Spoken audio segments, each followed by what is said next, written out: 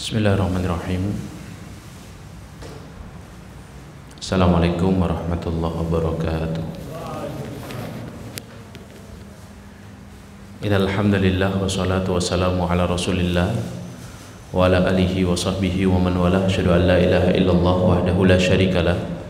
Asyhadu anna Muhammadan abduhu wa rasuluhu la nabiyya wa la rasulahu ba'da. Allahumma salli wa sallim ala sayyidina Muhammadin wa ala alihi wa ashabihi wa man tabi'ahum bi ihsanin ila yaumiddin. Allahumma la sahla illa ma ja'altahu sahla wa anta in syi'ta taj'alul hazana sahla. Rabbi shrah li sadri wa yassir li amri wahlul 'uqdatam min lisani yafqahu qawli. Allahumma la taj'al musibatana fi dinina wa la taj'alid dunya akbar hammina wa la mablagha ilmina.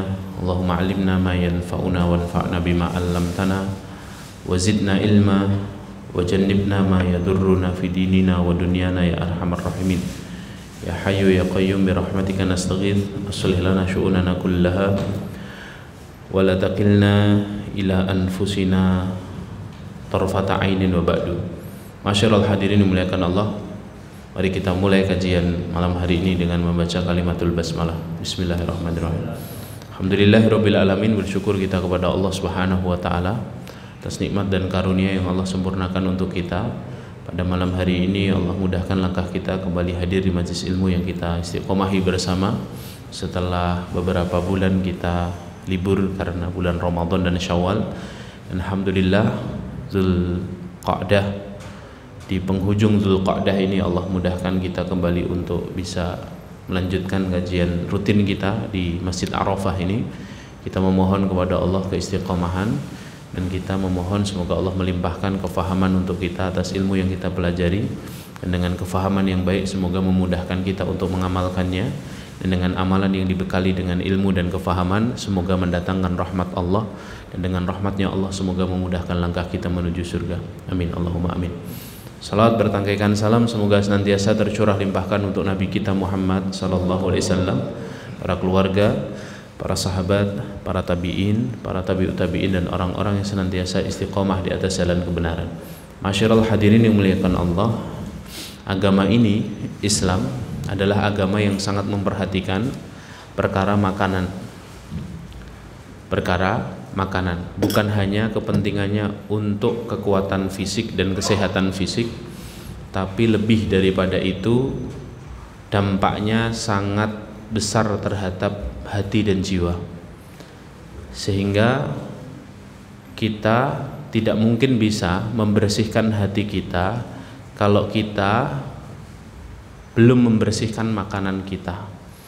Makanya Al-Quran sampai mengatakan falyanzuril insanu ila ta'ami, maka hendaknya manusia melihat makanannya, ya, atau dalam arti yang lain hendaknya seseorang itu melihat manusia dari makanannya, ya, karena memang hubungan antara hati dan makanan itu hubungan yang sangat erat, sehingga kemudian sikap yang harus dikedepankan ketika kita berurusan dengan urusan makanan adalah satu, kita harus memperbaiki cara pandang kita terhadap rizki yang Allah berikan dalam hidup kita, bahwa rizki itu urusan yang sudah dijamin oleh Allah, maka perintahnya Allah untuk kita menjemput rizki adalah rizki yang halal saja, ya. Kenapa? Karena sudah dijaminkan kepada kita, sehingga yang membuat kita mengambil yang haram dan yang syubhat itu adalah rasa khawatir kita terhadap urusan rizki. Maka kalau kita tahu bahwa makanan itu sangat berpengaruh pada kesehatan jiwa seseorang, maka yang pertama kali harus dia kembali tata adalah bahwa bab rezeki itu adalah jaminan dari Allah Subhanahu wa ta'ala, karena itu urusannya Allah. Rizki itu punya sifat sama dengan ajal, sama-sama punya sifat rahasia. Kita tidak bisa ikut campur dalam mengurusnya, seperti ajal, seperti kematian, ya, itu kita tidak bisa ikut campur mengurusnya, itu urusannya Allah. Sama dengan rizki itu sama-sama punya sifat rahasia, tirainya ditutup rapat sama Allah. Ilmu tentang rizki itu sama dengan ilmu kematian. Surah 31 ayat 34. Allah berfirman, "Wa ma tadri nafsun madza taksibu ghada wa ma tadri nafsun bi ayyi ardin tamut." Tidak ada satupun jiwa yang mengetahui di bumi mana dia meninggal, dan tidak ada satupun jiwa yang mengetahui, tidak ada satu jiwa yang mengetahui rezekinya besok pagi, dan tidak ada satupun jiwa yang mengetahui di bumi mana dia meninggal. Jadi Allah menyandingkan bab rezeki dengan bab kematian, bab ajal. Para ulama mengatakan karena keduanya memiliki sifat yang sama, sama-sama termasuk mafatihul ghaib, perkara yang rahasia, perkara yang ghaib, yang ilmunya hanya Allah Subhanahu wa taala yang tahu. Konsekuensinya kalau ilmunya hanya Allah yang tahu, maka berarti urusan rezeki itu urusan jaminan Allah Subhanahu wa taala. Ranahnya ranahnya Allah, bukan ranahnya kita. Sehingga kemudian Allah menjaminkan dalam banyak ayat. Allah katakan misalnya di surah Hud ayat ke-6, yang ayat ini sangat masyhur, sering diulang oleh para dai dan para mubalik, ya. Wa ma min dabatin fil ardi illa 'alallahi rizquha. Tidak ada satupun hewan melata yang hidup di atas muka buminya Allah kecuali pasti Allah telah menjamin rizkinya, ya. Allah jaminkan untuk orang ini rizkinya. Dalam surah Ar-Rum ayat ke-40 Allah juga berfirman, Allahul ladzi khalaqakum tsumma razaqakum tsumma yumitukum. Dialah Allah zat yang menciptakanmu, menjamin rizkimu, kemudian mematikanmu. Jadi jarak antara menciptakan, menghidupkan, kemudian mematikan itu hanya ada satu, jaminan rizki. Tsumma razaqakum.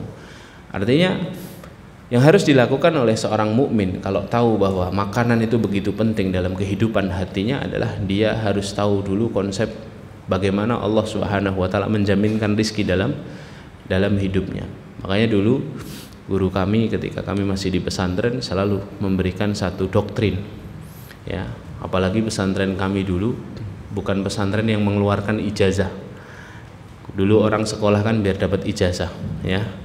Sekarang orang ngaku sekolah tapi ijazahnya nggak tahu kemana. ya dulu orang itu kan kalau dapat ijazah dapat jaminan dia bisa kerja, gitu ya. Kalau dulu di pesantren kami ijazahnya ijazah pesantren, nggak laku, ya. Bahkan banyak di antara kawan-kawan kami yang tidak ngambil ijazah karena percuma mengambil ijazah. Tapi doktrin yang sangat kuat disampaikan oleh para guru dan para asatidz kami adalah, ya, saya masih ingat kalimatnya begini, ya.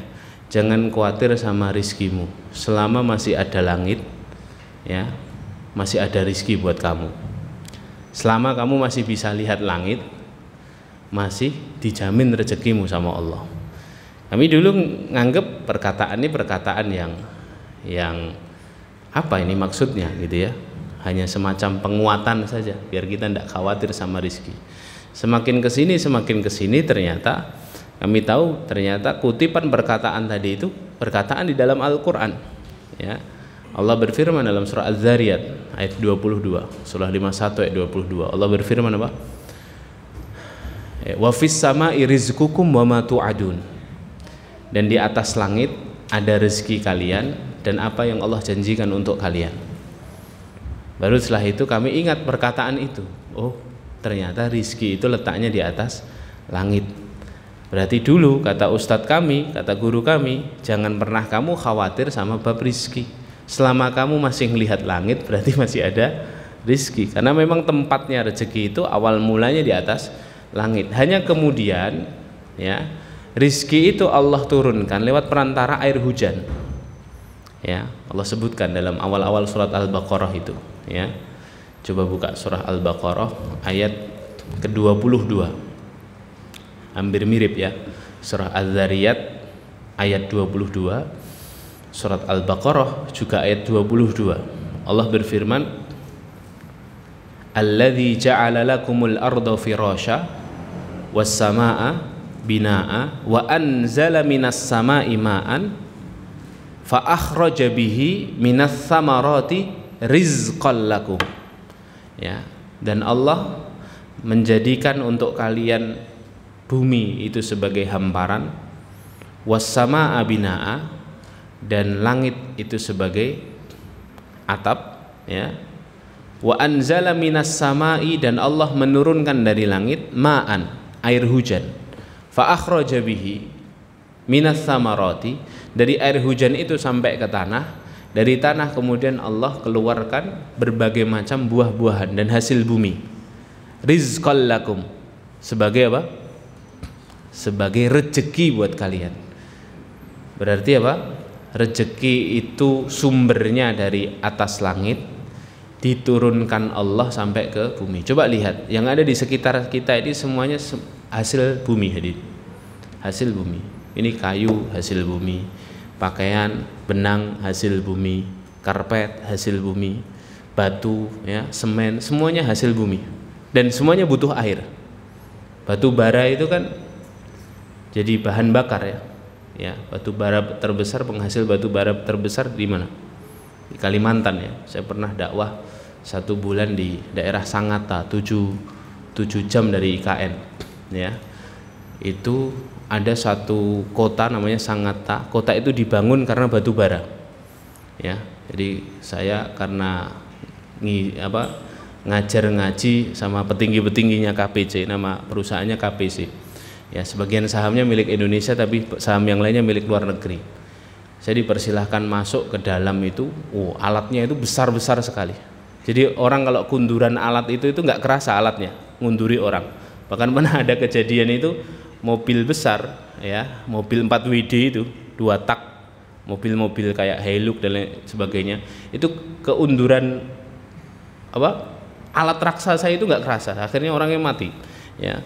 Orangnya meninggal itu kepenyet sama itu karena besar-besar sekali. Dan di situ kelihatan tanah itu ternyata berlapis. Jadi ada bagian tanah dari tanah atas sampai kemudian ada tanah itu bagiannya hitam.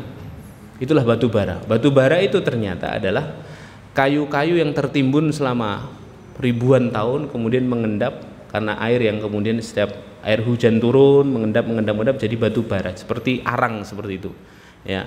Belum nanti minyak bumi. Kalau minyak bumi apa yang mengendap? Bukan kayu tapi apa? Tulang belulang, ya, makhluk-makhluk hidup yang kemudian tertimbun sekian ratus tahun, ribuan tahun, akhirnya terkena air, berproses, akhirnya jadi minyak bumi, ya, dan seterusnya. Jadi semuanya itu apa? Semuanya adalah rizki itu dari langit, diturunkan Allah. Fa akhraja bihi minas samarat. Samarat itu artinya kan buah-buah. Cuman makna yang lebih umum tidak hanya buah-buahan, tapi apa? Semua hasil bumi, sumber daya alam yang ada dari bumi itu semuanya jadi rizqal lakum, ya. Air yang kita minum, ya, biji kopi yang kita olah, kemudian semua yang ada di sini ini, ya, adalah apa? Hasil bumi yang Allah jadikan rizqal lakum, ya, rizqal lakum. Kalau sudah rizqal lakum, lihat ayat berikutnya, ayat 29. Allah Subhanahu wa taala berfirman, "Walladzi khalaqalakum ma fil ardi jami'a."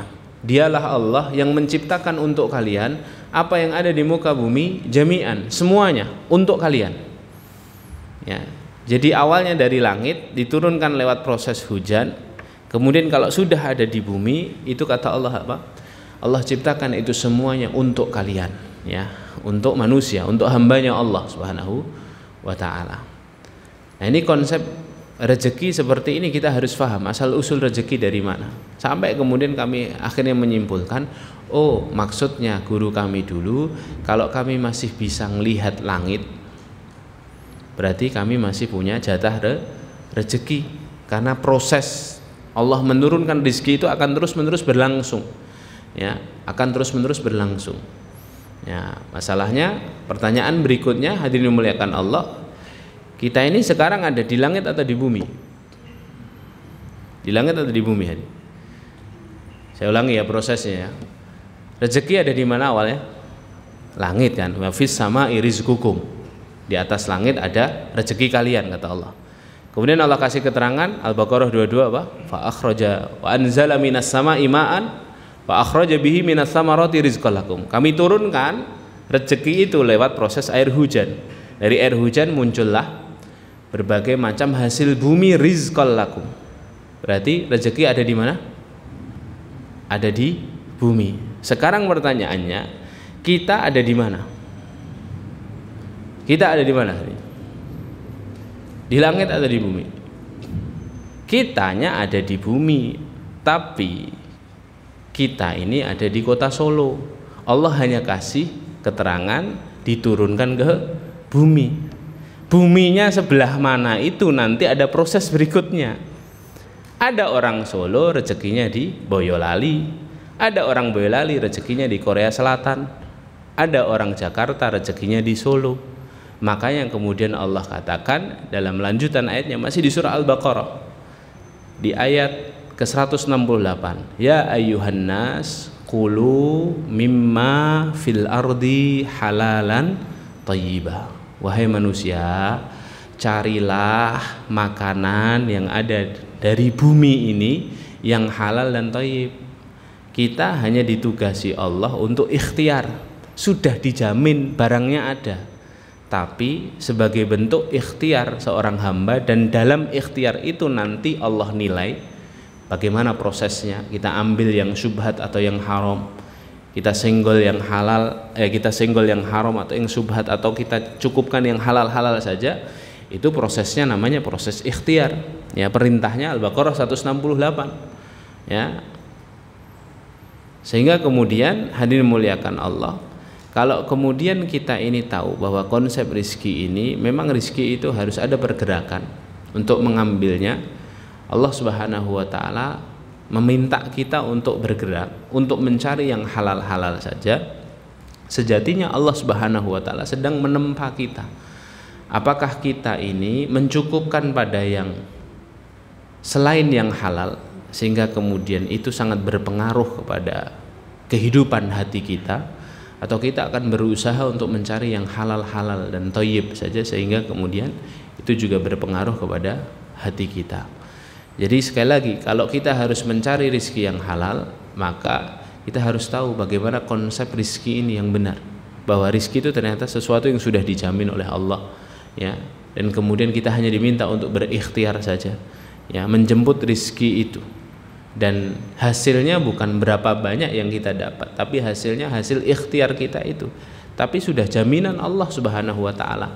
Dan salah satu sifat rizki adalah rizki itu sudah tertakar. Ya, Allah jadikan seseorang rizkinya lebih banyak daripada orang yang lain, itu sudah ditakar sesuai dengan kemampuan kita masing-masing. Makanya orang kaya tidak bisa miskin, orang miskin tidak bisa kaya. Ya. Tapi hanya Allah Subhanahu wa ta'ala tidak kemudian mengatakan yang miskin bakal menderita. Allah mengatakan walladzi aghna wa aqna. Dialah Allah yang mengkayakan seorang hamba dan mencukupkan seorang hamba, tidak memiskinkan. Bahasanya aqna. Aqna itu qanaah. Ya, jadi tidak ada orang miskin. Dia cukup sesuai dengan takarannya. Maka ma'asyiral hadirin yang dimuliakan Allah, ini hal pertama yang harus diketahui. Kalau kita tahu bahwa makanan itu tidak hanya berpengaruh pada kehidupan fisik kita, tapi juga kehidupan hati dan jiwa kita, maka kita harus tahu dulu bahwa urusan makanan ini urusan yang sangat prinsip, sehingga kita harus tahu dulu prosesnya. Ya, proses rezeki ini kita harus tahu.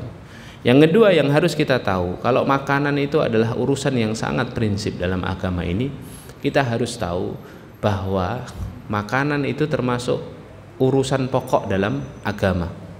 Para ulama salaf itu mengatakan ada tiga poin pokok dalam agama ini. Kalau bahasa lainnya gini, agama ini itu intinya tiga saja. Satu, niat. Dua, ittiba.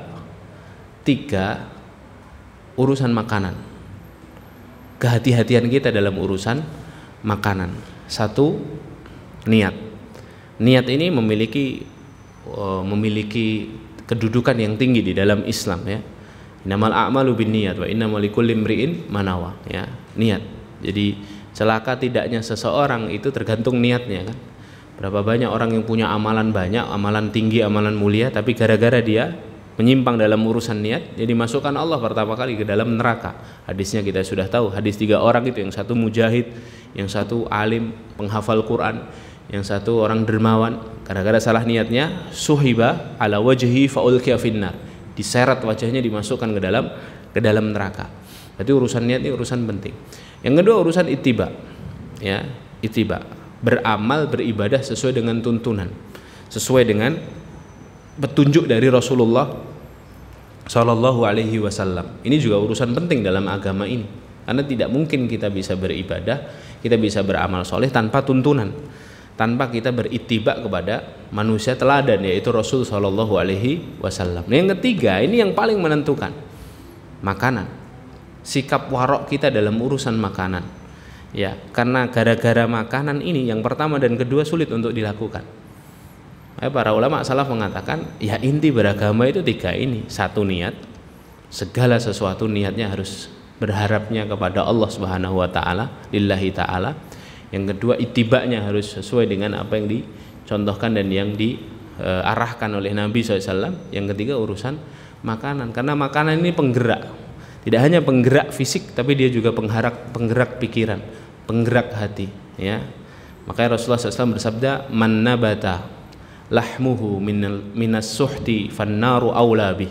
Ya, barang siapa yang dagingnya tumbuh dari makanan yang haram, dalam arti yang lain dari pekerjaan yang haram, maka fannaru aula bih, maka neraka lebih baik untuknya. Ya. Jadi sampai seperti itu, karena makanan yang haram hanya akan menumbuhkan daging-daging yang tidak taat kepada Allah Subhanahu wa taala, ya. Maka ma'asyiral hadirin yang dimuliakan Allah, inilah yang kemudian harus kita ketahui. Bahkan para ulama itu ketika mentafsirkan surah surah Al-Mu'minun ayat ke-51, yang mana Allah berfirman, ya ayyuhar rusul, wahai para rasul, qulu minat thayyibati wa'malu sholihah, ya, wa'malu sholihah. Wahai para rasul, makanlah dari makanan yang baik-baik. Di sini tidak diterangkan halal, karena para rasul jelas memakan yang halal, tapi menggunakan kata thayyib. Tapi kalau untuk kita kalimatnya, ya makanlah dari yang halal dan baik, ya. Kemudian perintah berikutnya Pak, wa'malu sholihah, dan lakukanlah amalan-amalan baik, ya. Para ulama menggandengkan dan menghubungkan antara dua perintah ini, dan para ulama menyimpulkan seseorang tidak akan mungkin bisa beramal solih kalau makanannya adalah makanan yang haram, makanannya tidak baik. Dia akan kesulitan untuk melakukan amal solih, dia akan tidak bisa khusyuk dalam ibadahnya, dia tidak bisa maksimal berkontribusi kalau makanannya makanan yang haram. Makanya digabungkan di situ, kulu minat thayyibati wa'malu sholihah, dan beramalah solih, ya. Itu juga alasan yang harus kita ketahui, bagaimana kita ini harus menjaga diri kita dari perkara-perkara yang haram, ya. Alasan berikutnya, bahkan tidak sedikit para ulama yang mengatakan, dan bisa dikatakan semua ulama mengatakan, makanan yang haram itu menghalangi ijabahnya doa-doa kita, ya, menghalangi ijabahnya doa-doa kita. Rasulullah dalam sebuah hadis bersabda, innallaha thayyibun la yaqbalu illa thayyiban. Allah itu zat yang maha baik, tidak menerima kecuali yang baik-baik. Kemudian Rasulullah berkisah, summa dzakara ar-rajula. Kemudian Rasulullah menceritakan tentang seseorang, yutilus safar, melakukan perjalanan panjang, ash'atha akbar, pakaiannya compang-camping, yamuddu yadahu ila sama, mengangkat tangannya ke atas langit. Faqala ya Rabbi ya Rabbi. Kemudian dia berdoa dengan memulai mengucapkan Asmaul Husna, nama-nama Allah, ya Rabbi ya Rabbi, wahai duhai zat yang memeliharaku, duhai zat yang memeliharaku. Kemudian kata Rasulullah, fata'amuhu haram, fasyarabuhu haram, faghudiya bil haram, fa anna yustajabu lahu. Tapi makanan yang dia makan haram, minuman yang dia minum haram, kemudian pakaian yang dia kenakan haram, fa anna yustajabu lahu, maka mana mungkin doanya diijabah. Ini cerita bukan sembarang cerita. Rasulullah ingin menggambarkan kepada kita, ada orang yang sudah mengumpulkan 4 faktor diijabah doa dalam dirinya, ya. Faktor-faktor ijabah doa sudah terkumpul dalam dirinya, harusnya doanya ijabah. Dia seorang musafir, yutilus safar, safarnya safar tawil, bukan safar qasir, safarnya safar panjang. Semakin panjang safar seseorang, makanya saya sering katakan, privilege-nya musafir itu bukan hanya jamak dan qasar, Bapak Ibu. Privilege-nya musafir itu selain jamak dan qasar, ya, selain dia juga boleh dapat pilihan tidak berpuasa, ya, walaupun dengan 3 syarat, ya. Kalau dia memutuskan untuk tidak berpuasa dalam safarnya, 1, dia harus safar yang tawil, safar yang panjang. 2, safarnya harus safar mubah, Kalau safarnya safar maksiat, misalnya dia mau ke Surabaya mau judi gitu ya, tidak boleh, dia tidak berpuasa, dia tetap harus berpuasa karena safarnya safar maksiat. Tapi kalau safarnya safar mubah, safar bekerja, safar silaturahim gitu ya, nah itu boleh. Syarat yang ketiga apa? Ya, safarnya terjadi sebelum subuh. Ya, dia berangkat safar sebelum subuh. Jadi kalau berangkat safarnya setelah subuh Ramadan, kemudian dia apa? Jam 8 ada yang ngasih makanan, kemudian dia bilang, aku kan safar, tak batalkanlah puasaku, aku kan dapat keringanan. Nah, kalau dia makan makanan itu maka dia dosa besar, ya, karena dia membatalkan dengan sengaja amalan wajib berupa puasa Ramadan, rukun Islam, ya. Tapi ada kondisi di mana dia boleh membatalkan ketika dia merasakan lapar yang sangat luar biasa, ju' syadid, ya, atau atos syadid, dia dahaga yang sangat luar biasa. Kemudian dia berbuka bukan lantaran safarnya, dia berbukanya lantaran apa? Laparnya, ya, kondisi daruratnya. Nah, itu boleh. Tapi kalau lantaran safarnya tidak boleh. Karena syarat dia boleh mengambil rukhsah berbuka itu dia harus safar sebelum subuh. Paham ya? Sebelum subuh. Nah, ini orang safar panjang, doanya ijabah. Ya. Salah sudah awat la turad, kata Rasulullah, ada 3 doa yang tidak tertolak sama sekali. Salah satunya adalah dakwatul musafir, kan? Dakwatul musafir, doanya seorang yang bersafar. Kemudian asy'atsa akbar, orang ini pakaiannya combang-cambing keluar dari negerinya, berdebu combang-cambing, berarti dia orang yang terdolimi. Begitu para ulama menjelaskan hadis ini. Dia orang terdolimi, namanya orang terdolimi apa? Doanya ijabah. Ittaqu da'watal madlum fa inna laisa bainahu wa bainallahi hijab, kata Rasulullah. Takutlah kamu sama doanya orang terdolimi, karena tidak ada hijab, tidak ada penghalang antara dirinya dengan Allah Subhanahu wa ta'ala. Sudahlah dia safar panjang, dia terdolimi. Tidak hanya itu, dia mengangkat kedua tangannya. Mengangkat kedua tangan ini faktor ijabah doa. Dalam hadis Rasulullah SAW bersabda, Innallaha tabaraka ta'ala hayyun karim. Allah Subhanahu wa ta'ala itu zat yang maha pemalu dan zat yang maha mulia, maha dermawan. Yastahyi min abdihi idza rafa'a yadahu ila sama. Allah malu ketika melihat ada seorang hamba mengangkat tangannya ke atas langit, fayarudduhu sifra, dan Allah tidak mengijabahi doanya. Allah malu. Makanya Allah itu pantang melihat ada seorang hamba mengangkat tangan, berdoa, meminta, memohon, mengemis di hadapan Allah, kemudian Allah tidak mengijabahi doanya. Maka salah satu faktor ijabah doa itu, Ibu, angkat tangan. Makanya jangan malu kita mengangkat tangan dalam doa kita, karena itu memang bentuk hina kita di hadapan Allah, bentuk kecil kita di hadapan Allah, bentuk butuh kita di hadapan Allah. Ibnu Athaillah Sakandari dalam kitabnya Al-Hikam mengatakan, ada 2 rasa yang apabila 2 rasa ini dihadirkan dalam doa kita, maka Allah pantang menolak doa-doa kita. Yang pertama rasa butuh, yang kedua rasa kecil kita di hadapan Allah, rasa hina kita di hadapan Allah. Jadi hadirkan 2 rasa itu dalam doa kita. Salah satu simbolnya adalah dengan mengangkat tangan. Dan orang ini mengangkat tangan, yamuddu yadahu ila sama. Sudah 3 faktor ijabah doa dia kumpulkan. Yang keempat, dia sebelum berdoa memuji Allah terlebih dahulu dengan Asmaul Husna, ya Rabbi, ya Rabbi. Duhai Allah, duhai zat yang Ar-Rabbu. Ar-Rabbu itu salah satu nama Allah yang mulia, kan? Artinya zat yang maha pemelihara. Ya, disebutkan Asmaul Husna. Kata Allah apa? Walillahil asmaul husna fad'uuhu biha. Sesungguhnya milik Allah nama-nama yang baik, nama-nama yang mulia, berdoalah dengan menyebutnya, ya. Makanya Ibnu Katsir ketika mentafsirkan rangkaian surat Al-Fatihah itu, Bapak Ibu yang dimuliakan Allah, Ibnu Katsir mengatakan di dalam surat Al-Fatihah itu Allah baru memulai kalimat doa di ayat yang ke-6. Ayat 1 sampai 5-nya isinya pujian. Isinya nama-nama Allah. Bismillahirrahmanirrahim.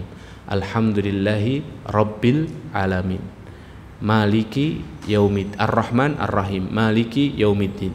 Kemudian di ayat kelimanya, Pak, kalimat keberserahan. Iyyaka na'bud, iyyaka nasta'in. Nafi wal itsbat di situ. Hanya kepadamu ya Allah kami menyembah. Ada itsbat di situ. Hanya Allah, yang lain enggak. Gitu ya. Baru setelah itu apa? Doa ihdinas sirata al-mustaqim. Doanya di ayat ke-6. Ayat 1 sampai 5 kata Ibnu Katsir, Allah ingin ngajari hambanya adab berdoa yang baik. Adab berdoa yang baik itu memuji Allah sepuas-puasnya dulu. Allah itu zat yang paling senang dipuji oleh hambanya, ya. Dan itu adalah salah satu adab kita berdoa dan salah satu faktor ijabah doa, ya. Nah, orang ini mengumpulkan 4 faktor ijabah doa, tapi gara-gara ada satu penghalang, namanya makanan yang haram. Fa anna yustajabulah, kata Rasulullah. Maka mana mungkin doanya diijabah oleh Allah Subhanahu wa taala, ya. Makanya ma'asyiral hadirin yang dimuliakan Allah, lihatlah para ulama dulu adalah orang-orang yang sangat warok terhadap makanan. Imam Syafi'i itu ibundanya adalah ibunda yang sangat berhati-hati untuk memastikan semua makanan yang dimakan oleh Imam Syafi'i adalah makanan yang halal, ya. Ada banyak kisah salaf yang menjelaskan kepada kita tentang kehati-hatian mereka dalam urusan makanan. Abu Bakar As-Siddiq itu pernah memuntahkan makanannya yang ternyata ya berasal dari sumber yang syubhat, bahkan sumber yang haram. Jadi beliau berusaha memasukkan jarinya untuk agar makanan yang sudah terlanjur masuk itu muntah, karena khawatir betul kalau makanan ini kemudian menjadi energi dan menjadi daging, yang itu akan tadi membuat kita ini terhalangi dari kebaikan-kebaikan. Hati kita nanti akan redup cahayanya, ya. Al Hasan Al Basri rahimahullahu taala, ulama tabi'in yang mulia, wafat 110 Hijriah, beliau mengatakan, aku lebih suka meninggalkan sepiring makanan yang halal tapi syubhat daripada kehilangan cahaya ilmu dan ibadah karena dosa yang tersembunyi, ya. Mending aku tidak makan karena ini tidak jelas statusnya, daripada aku kehilangan ilmu dan ibadah yang aku kerjakan setelah ini karena dosa yang tersembunyi ini. Karena aku tidak tahu ini halal atau haram, ya. Karena itu pertaruhan ini, pertaruhan iman, ya. Makanan halal itu pertaruhan iman, ya. Masyarul hadirin muliakan Allah. Berbicara tentang halal haram makanan, maka kita harus berbicara tentang 2 hal. 1, halal haram zatnya. 2, halal haram asal usulnya. Halal haram zatnya berarti zatnya haram.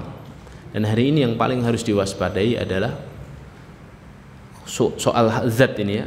Yang harus paling diwaspadai adalah soal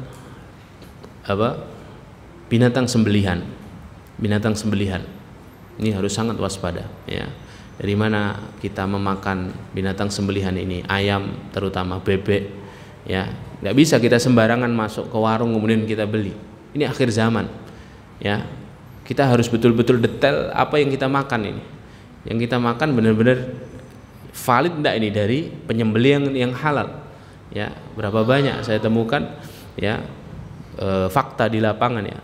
Jadi tempat penyembelihan unggas itu, TPU yang ada di kota Solo ini, ya, terutama yang belum bersertifikat halal, ya, itu biasa saja ketika unggas datang kemudian ada yang mati 1-2 itu kan wajar. Tapi bagi orang yang tidak mau rugi hari ini, yang di otaknya hanya dunia saja, 1-2 ekor itu sangat besar nilainya. Akhirnya dia sudah tahu mati, disembelih sama dia. Akhirnya apa? Statusnya bangkai hadirin. Ini baru urusan bangkai, ya, belum soal urusan nanti bagaimana cara menyembelihnya, siapa yang menyembelih, ya. Sehingga kemudian bercampur itu. Daging yang halal bercampur dengan bangkai, najis hadirin, ya, dan dijual di pasar, ya. Makanya dalam urusan ayam sama bebek ini usikum wa nafsi bitaqwallah, harus pilih-pilih hadirin. Gak bisa kita duduk di angkringan terus asal ngambil makan, kita tidak tahu ini dari mana, ya. Sebagai bentuk warok kita, ya. Bagaimana caranya? Pastikan yang kita datangi ini minimal kita kenal orangnya. Oh, dia orang yang taat, dia orang yang amanah, tidak mungkin jual yang haram-haram. Sudah, kita mutmain, kita tenang, beli di tempat dia. Kalau tidak kenal gimana Ustaz? Kalau tidak kenal minimal kita bisa tenang kalau dia punya punya label jaminan halal Indonesia, ya. Itu bisa jadi hujah di hadapan Allah nanti. Walaupun itu juga kadang bukan jaminan gitu, ya. Tapi setidaknya itu hujah di hadapan Allah kalau kita tenang, dia sudah mengurus itu, dia sudah berikhtiar untuk itu, ya. Kalau ternyata tidak bisa Ustaz, saya datang ke daerah atau wilayah yang tidak ada restorannya, tidak ada warung makan yang ngurus itu, adanya UMKM kecil. Kalau memang Anda tidak ada pilihan lain kecuali harus makan di warung itu, maka beranikan bertanya. Minimal bertanya dengan pertanyaan yang sopan. Ya, pertanyaannya jangan ini ayamnya halal atau enggak. Ya, itu pertanyaan yang menyakitkan hati. Pertanyaannya bisa dengan pertanyaan yang lembut. Mohon maaf Pak, ini ayamnya nyembelih sendiri atau tidak? Pertanyaan itu pasti langsung difahami oleh orang yang faham. Dan dia, penjual yang faham akan kemana arah pertanyaan itu, dia akan menjelaskan sejelas-jelasnya. Tidak mungkin enggak. Dia akan menjelaskan, ini saya sembelih sendiri. Anda tenang saja, insya Allah halal. Atau ini memang saya tidak nyembelih, saya tapi ngambil dari salesnya, saya tahu bahwa ini penyembelihan yang halal. Kalau Anda mantap dengan jawaban dia, lanjutkan makan di situ. Tapi kalau Anda ragu dengan jawabannya, beli saja es tehnya. Ya, cari warung yang lain. Ya, makan pecel lele dulu lah, atau makan yang tidak sembelihan dulu. Ya, makan ikan atau makan yang lain ya. Walaupun itu juga kadang juga agak riskan ya. Kadang orang jual ikan juga jual ayam. Saya pernah dapati di salah satu rumah makan di Solo ini, ya, yang model prasmanan itu, tahu ya? Nanti milih kemudian goreng itu. Pas di bagian ayamnya, kepala ayam tidak ada bagian yang tersembelih hadirin, utuh hadirin. Berarti apa kalau utuh? Ngeri kan? Padahal saya lihat penggorengannya cuma satu Pak. Kan mengerikan itu, ya. Padahal ada ikan juga di situ, ada pete, ada macam-macam, ya, ada lele dan sebagainya, ya. Sehingga dalam urusan makanan sembelihan ini, ya, kita harus banyak warok hadir, sebagaimana waroknya para ulama dulu. Imam Abu Hanifah itu pernah dicurhati jamaahnya, kambingnya hilang hadir, berhari-hari, berpekan-pekan tidak ketemu kambingnya, sampai akhirnya Abu Hanifah khawatir. Dia datang akhirnya ke peternakan kambing, kemudian dia tanya kepada si peternak ini, berapa usia paling lama kambing hidup? Kata peternaknya, sepengalaman saya yang paling lama 7 tahun. Pulang Abu Hanifah dari tempat peternakan itu, dan beliau memutuskan untuk tidak makan daging kambing selama 7 tahun. Tidak nyate 7 tahun.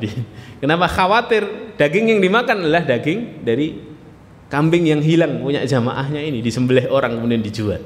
Ya, itu kewaraannya para ulama itu. Abu Hanifah itu pernah ketika hujan deras, beliau berteduh di bawah pohon lebat, pohon besar. Kemudian datang muridnya datang juga kehujanan, berteduh di bawah gentengnya pohon orang, gentengnya rumah orang. Jadi ada rumah yang kadang gentengnya menjorok itu ya ke jalan. Ya, dia muridnya ini berteduh di bawah pohon. Kemudian melihat Pak Abu Hanifah berteduh di situ. Hujannya sangat deras sehingga walaupun di bawah pohon tetap kena. Akhirnya dipanggillah Abu Hanifah, "Wahai Imam, kemari, di sini lebih aman." Tapi Imam Abu Hanifah menggelengkan kepala, ya, isyaratnya menggelengkan kepala, tandanya tidak mau. Besok paginya ketika ketemu dengan muridnya bertanya, "Kenapa wahai Imam, kau tidak mau menerima ajakanku untuk berteduh di tempat yang lebih aman?" Apa kata Imam Abu Hanifah? "Aku tidak mau karena aku khawatir terkena dosa riba." Loh, kok bisa riba wahai Imam? Karena yang punya rumah itu adalah orang yang minjam uang kepadaku. Dia lagi minjam uang kepadaku. Kalau aku berteduh di bawah rumahnya, genteng rumahnya, aku khawatir itu adalah manfaat yang aku ambil dari pinjaman uangnya, dan itu riba. Ya Allah, kayak gitu waroknya para ulama itu hadir. Itu baru soal hewan sembelihan. Soal kue-kuean, kue ini juga riskan hadir. Kue branded nggak ada halalnya, pasti bermasalah itu, ya. Maka jangan coba-coba beli kue kayaknya branded enak, kata orang enak, belum ada halalnya. Nggak mungkin kue branded mereknya terkenal nggak ngurus halal, ya. Nah, mending tahan diri, yang halal yang lain banyak kan, beli yang halal dulu, ya, beli yang halal. Kue yang ketiga, babi hadir. Babi ini mengepung kita hadir. Babi, saya buka jurnal, ya, babi itu satu tubuhnya turunan produknya 1.300 produk hadir. Semua bagian babi bisa jadi produk. Kuas bulunya jadi kuas, hati-hati kuas ya. Makan roti bakar Bandung pinggir jalan halal semua itu bahannya, tapi nguasnya pakai kuas babi. Tahu kuas babi? Kuas yang ujungnya ada merah itu, ada cat merah yang warnanya putih ya, itu kuas babi itu hadir ya. Banyak orang belum tahu itu ya, banyak orang belum tahu, belum nanti lemaknya, belum nanti tulangnya. Tadi pagi kami ngajak jamaah ke salah satu percetakan Al-Quran di Solo yang berusaha berikhtiar menjamin semua bahannya halal ya, semua bahannya halal. Jadi ternyata lem itu juga dari lem terbaik dari tulang babi, tinta terbaik dari apa? Dari lemak babi ya. Dahsyat tadi. Kertas terbaik dan terbagus tajam tintanya itu kertas babi tadi. Ya. Masih ada campuran babinya. Ya. Jadi kita ini dikepung babi tadi. Bagian tubuh babi yang belum ada manfaatnya itu suaranya aja tadi. Suaranya belum ada manfaatnya. Bisa untuk jadikan alarm qiyamul lail gitu ya. Tapi nggak ada, semuanya kepake babi itu. Jadi fitnah itu hadis. Itulah jawaban mengapa Nabi Isa diturunkan lagi nanti di akhir zaman untuk membunuhi babi kan. 4 kan tugasnya, memerangi Dajjal, membunuh Dajjal. Kalau ini masuk akal, Ya'juj Ma'juj masuk akal, menghancurkan salib masuk akal. Banyak umatnya Nabi Muhammad yang menyekutukan Allah gara-gara salib kan, nyembah Nabi Isa kan, ya masuk akal. Nah, yang keempat ini tugasnya Pak, bunuhi babi ya dia. Bunuhi babi. Apa nggak ada kerjaan lain nih Nabi Isa ini? Kok bunuhin babi? Saya tanya kepada guru saya waktu SMA dulu, baca hadis ini saya tanya, Ustadz kenapa bunuhin babi? Ternyata jawabannya masuk akal ini. Jawaban dari guru kami ini, karena babilah yang menyebabkan doa-doanya umatnya Nabi Muhammad tidak ijabah. Babi ya dia. Maka dipangkas di akhir zaman tuh babi. Lah kita dikepung sama produk babi ini. Ya Allah, babi. Yang keempat, makan makanan masak-masak Jawa, masak-masak seafood, masak-masakan bakmi Jawa. Anda jangan kira nasi goreng itu jelas halal. Ada nasi goreng yang dicampur angcu, ya kan? Angcu, Arab angcu haram hadirin. Fatwa MUI. Mirin, ya mirin, ya biasa dipakai di hotel-hotel itu. Ya. Oh masya Allah, banyak sekali yang kemudian kita harus hati-hati. Karena kita khawatir ada ibadah kita jadi lemes, sholat kita jadi kurang khusyuk, bangun qiyamul lailnya jadi susah, bangun subuhnya jadi susah, baca Al-Qur'annya jadi malas, ngajinya ditunda-tunda akhirnya, nggak pernah sempat ngaji padahal ada aja waktunya. Mungkin karena ada barang haram masuk ke perut kita. Adil. Bukan fisiknya aja yang lemes, hatinya redup, adil. Hatinya redup. Ya. Maka usikum wa iya ya nafsi bitaqwallah. Mari kita jaga lagi makanan dari mulai zatnya. Yang kedua asal usulnya, sumbernya. Mari kita pastikan pekerjaan kita ini pekerjaan yang halal. Sedikit tidak apa-apa hadirin, yang penting berkah. Daripada banyak tapi tidak jelas asal usulnya. Ya. Tanyakan hukumnya kalau kita belum tahu. Banyak pekerjaan-pekerjaan baru di akhir zaman ini yang perlu kita tahu takif hukumnya. Gimana hukumnya Ustaz? Bekerja begini-begini. Tanyakan. Kalau saya nabung Ustaz, saya bagi hasil Ustaz di BMT misalnya. Kemudian ternyata saya niatnya hanya nabung, kemudian dapat bagi hasil ya sekian juta ternyata di akhir bulan. Padahal BMT-nya BMT Islam Ustaz, ya, bukan bank konvensional. Ini hukumnya bagaimana? Tanyakan. Kalau bos saya ngutus saya untuk kulaan barang, kemudian setelah saya kulaan 100 pieces, ternyata kasirnya bilang diisi sendiri notanya Pak. Ya, biasanya orang ngisi harganya asli 30 Pak, biasanya orang tulis 40. Akhirnya saya tulis 40 Ustaz. Masuk ke kantong saya 10.000 kali 100, 1 juta. Saya bawa ke rumah.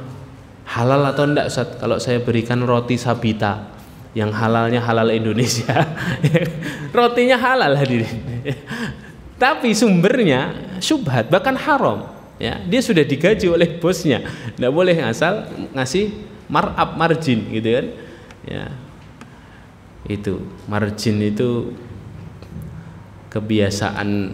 kebiasaannya Zionis hadirin, marginal ya, ngambil margin walaupun baru kenal, ya. Jadi Yahudi kan begitu, ya, mengeksploitasi kekayaannya umat Islam untuk kemudian diambil keuntungannya, dikeruk kan hari ini. Hari ini kan kita tidak bisa lepas 100% sama produk Yahudi kan, ya. Kadang-kadang pengajian aja akuanya masih airnya masih aqua gitu kan, ya, suguhannya masih ayam merah, saya nggak bilang McDonald ya, gitu kan. Kadang-kadang kan masih gitu, ya. Banyak dari umat ini yang tidak tahu hadir bagaimana mereka berpihak dan lain sebagainya. Sehingga kemudian yang dimuliakan Allah, mari kita mulai dari diri kita, ya. Kita menjaga pekerjaan kita, kita bersihkan harta kita dari perkara-perkara yang tidak bermanfaat untuk hati kita. Buat perubahan-perubahan kecil, yang penting konsisten. Mulai dari memilih makanan. 2, mulai dari memperbaiki sumber rezeki.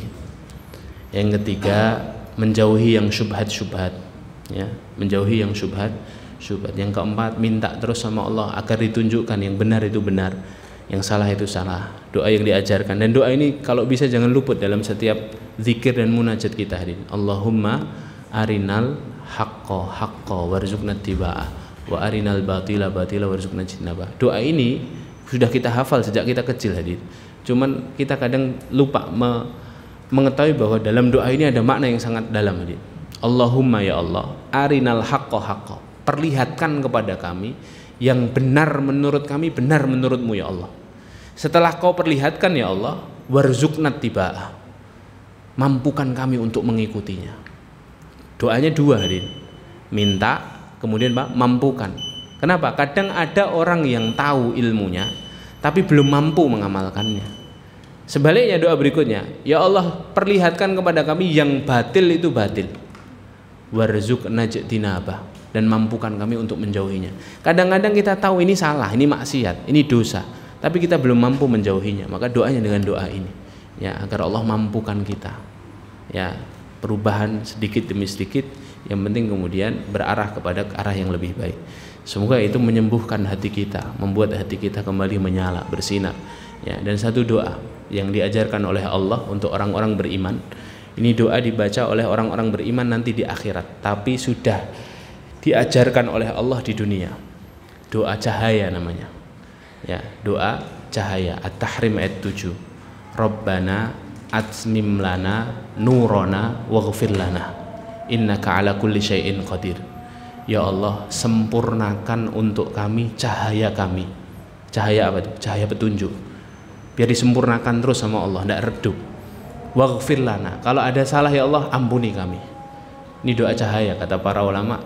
Ini nanti jadi doanya para penghuni surga ketika minta dituntun Allah masuk ke dalam surga. Tapi masalahnya doa ini udah diajarkan Allah sejak kita di dunia. Maka baca doa ini bermanfaat di dunia agar Allah Subhanahu wa taala menunjuki kita dengan cahaya hidayah, dan bermanfaat di akhirat untuk Allah menunjuki jalan kita menuju surga. Rabbana atmim lana nurana waghfir lana innaka ala kulli syai'in qadir. Wallahu a'lam bishawab. Semoga apa yang kami sampaikan bermanfaat pas azan Isya. Barakallahu fikum. Ini mungkin pelajaran yang bisa kita ambil pada kesempatan kali ini. Nasihat untuk saya pribadi dan untuk jamaah yang dimuliakan Allah. Mungkin sebagian sudah pernah mengulang materi ini, ya, sudah pernah mendapat materi ini, maka semoga diniati, kalau sudah dapat materinya kita niati untuk mengulang sebagai tadzkirah, pengingat diri sendiri dan pengingat untuk orang-orang di sekitar kita. Allahu a'lam bishawab. Kita tutup dengan bacaan hamdalah, alhamdulillahirabbil alamin, dan doa kafaratul majlis. Subhanakallahumma bihamdika asyhadu an la ilaha illa anta astaghfiruka wa atubu ilaik. Assalamualaikum warahmatullahi wabarakatuh.